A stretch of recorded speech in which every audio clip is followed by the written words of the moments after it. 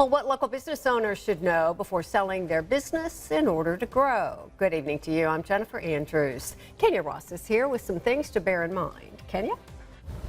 Jennifer, effective yesterday, Becknell Rental Tools LLC, located in South Louisiana, sold their company to a leading provider of calibration services. So today, I spoke with two local economists about what area entrepreneurs need to know if they're thinking about selling their businesses.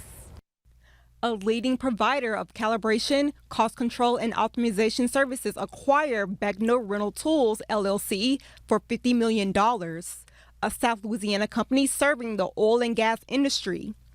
A professor of economics at ULM says whenever companies buy out privately held businesses, it indicates it was a strong business in the first place. The owners obviously are benefiting, but employees and the community also benefit from the longevity that this buyout hopefully provides this company.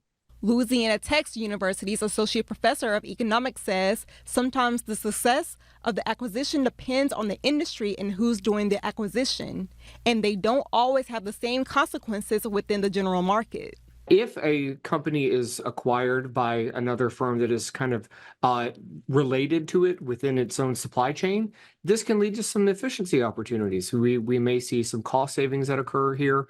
As a result, it could end up strengthening the positions of both locations, both the location of the company that's doing the acquiring as well as the company that was acquired.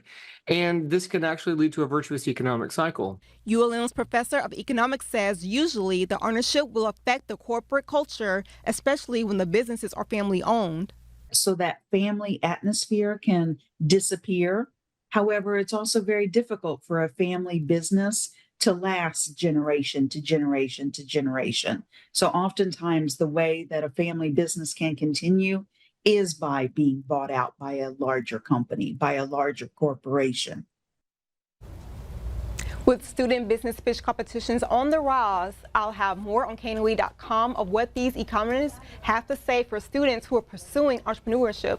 And ULM's annual Entrepreneurship Pelican Cup Awards is being held Friday at Bayou Point Event Center. I'll have more information on that at KNOE.com as well. Jennifer?